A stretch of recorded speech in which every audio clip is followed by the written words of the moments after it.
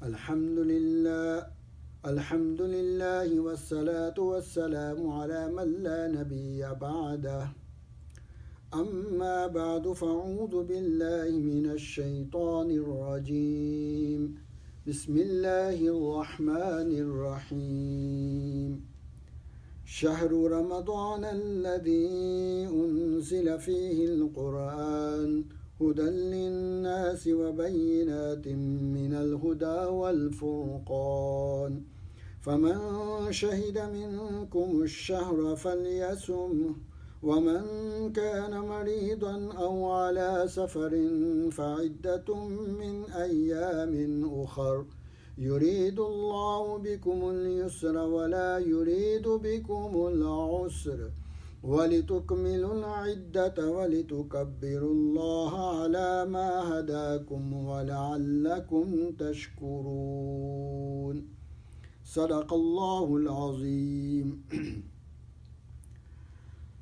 السلام علیکم ورحمۃ اللہ وبرکاتہ. میں نے آپ کے سامنے سورۃ البقرہ کی 2 آیتوں کی تلاوت فرمائی جس میں اللہ رب العزت اس سے پہلے کی جو آیت تھی اس میں بھی اللہ نے رمضان اور اس کے متعلق احکامات کو بیان فرمایا.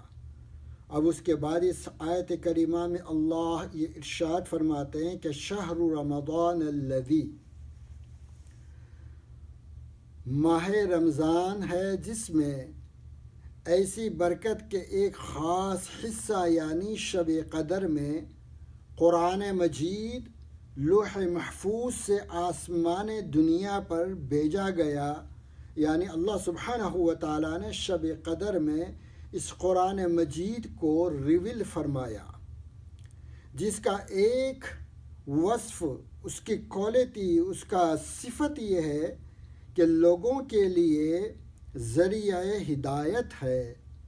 اور دوسری صفت یہ ہے کہ ہدایت کے طریقے بتلانے میں اس کا لفظ بلفظ بالکل کھلا اور واضح الدلالہ ہے. اور ان دونوں صفات میں من جملہ ان کتب سماویہ کے ہے کہ جو کہ انہی 2 وصفوں سے موصوف ہے، یعنی یہ 2 صفتوں کے ساتھ ہے کہ ہدایت بھی ہے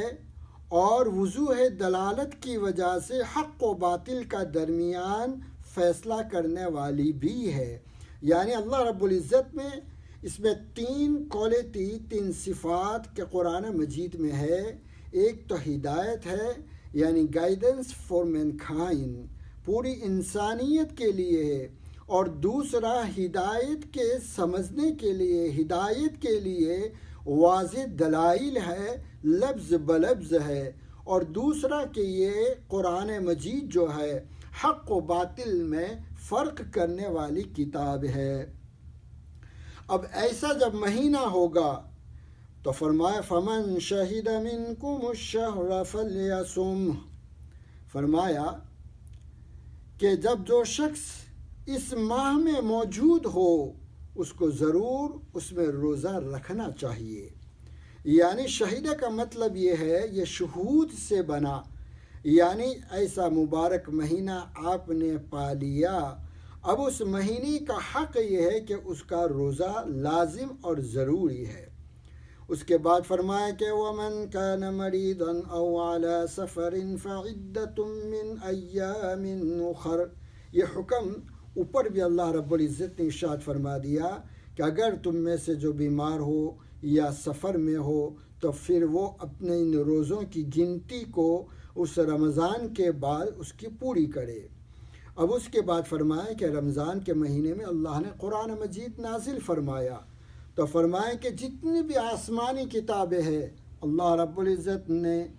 اس مبارک مہینے کے اندر ریویل فرمایا. اللہ رب العزت نے، اللہ تعالیٰ نے اس میں اپنی وحی اور آسمانی کتابیں نازل کرنے کے لیے رمضان المبارک کا مہینہ منتخب فرمایا، چوز کر رکھا ہے. چنانچہ قرآن بھی اسی ماہ میں اللہ رب العزت نے نازل فرمایا. حضرت واصلہ ابن اسقع رضی اللہ تعالیٰ عنہ سے روایت ہے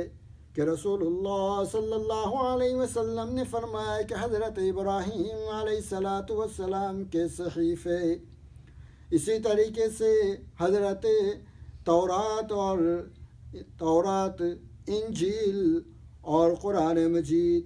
حضرت موسیٰ علیہ السلام کے صحیفے اللہ رب العزت نے اس مبارک مہینے میں نازل فرمایا۔ اس اعتبار سے قرآن مبارک مہینہ ہے، رمضان کا مہینہ بہت ہی مبارک ہے۔ تو فرمائے کہ جب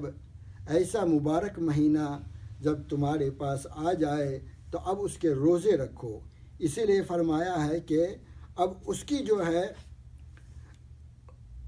قرآن میں بھی اللہ نے فرمایا کہ انا انزلناہ فی لیلۃ القدر، اللہ نے قرآن کو اس لیلۃ القدر میں اتارا۔ اسی لیے میرے دوستو، سب سے پہلی جو قرآن پاک کی آیت اللہ نے ریویل فرمایا، اقرأ بسم ربک الذی خلق، اور اس کے بعد آخری آیت جو قرآن مجید اس سے کمپلیٹ ہو گیا، مکمل ہو گیا، اليوم اکملت لکم دینکم واتممت علیکم نعمتی ورضیت لکم الاسلام دینا۔ اب اس کے بعد جو فرمایا ہے کہ اللہ رب العزت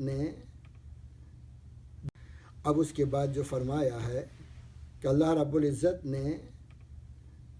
جو آیت آگے فرمایا ہے کہ یرید اللہ بکم اليسر ولا یرید بکم العسر،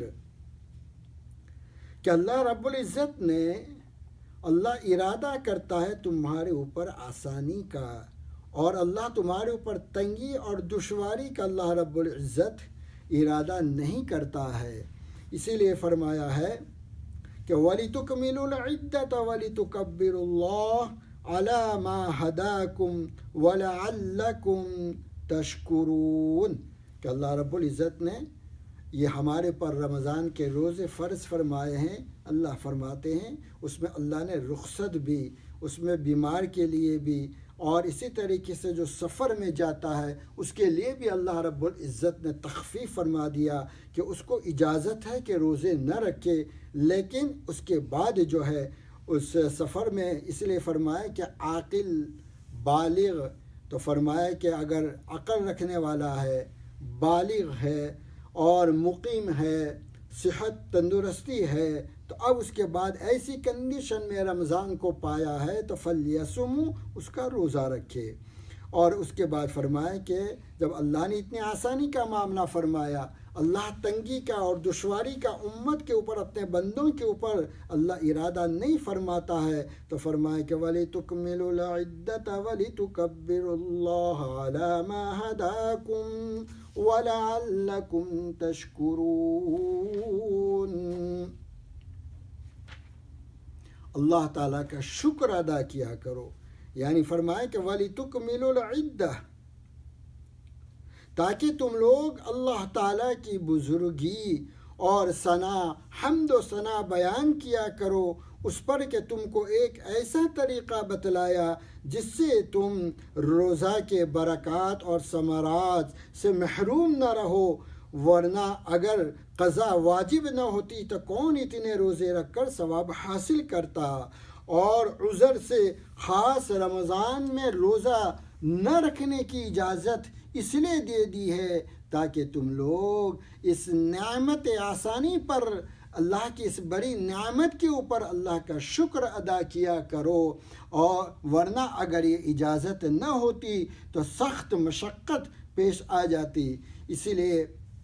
میرے بھائی دوستوں اور بزرگوں، یہ رمضان المبارک کا مہینہ اللہ رب العزت نے ہمیں بہت ہی بڑا انعام عطا فرمایا ہے، کہ جس میں فرمایا ہے کہ اولہ رحمہ، یعنی اس کا پہلا عشرہ جو ہے اللہ رب العزت نے رحمت اور مرسی دیا ہے، اور وَأَوْسَطُهُ مَغْفِرَةٌ، اور اس کا مڈل جو ہے 10 days آف رمضان اللہ رب العزت نے مغفرت کا عطا فرمایا، اور آخری عشرہ جو ہے فرمایا 10 days کہ عتق من النار، اور اللہ نے اس رمضان المبارک کے مہینے میں جو ہے اللہ نے ایک سیزن عطا فرمایا ہے کہ من تقرب تقرب فيه بخصلة كان كمن أدى فريضة فيما سوى ومن تقرب فيه فريضة كان كمن أدى 70 فريضة فيما سوى. کوئی رمضان المبارک میں ایک نفل عبادت کو کمپلیٹ کرتا ہے، اس کو ادا کرتا ہے تو اللہ اس کو فرض کے برابر ثواب دیتا ہے. ایک فرض کو پورا کرتا ہے تو اللہ رب العزت اس کو غیر رمضان میں 70 فرائض اس نے ادا کی، اتنا بڑا ثواب ملتا ہے. اللہ رب العزت سے میں دعا کرتا ہوں اللہ ہم تمام کو، پوری امت کو، اللہ اس رمضان المبارک کے فضل و کرم، اس کے انعامات، رحمت،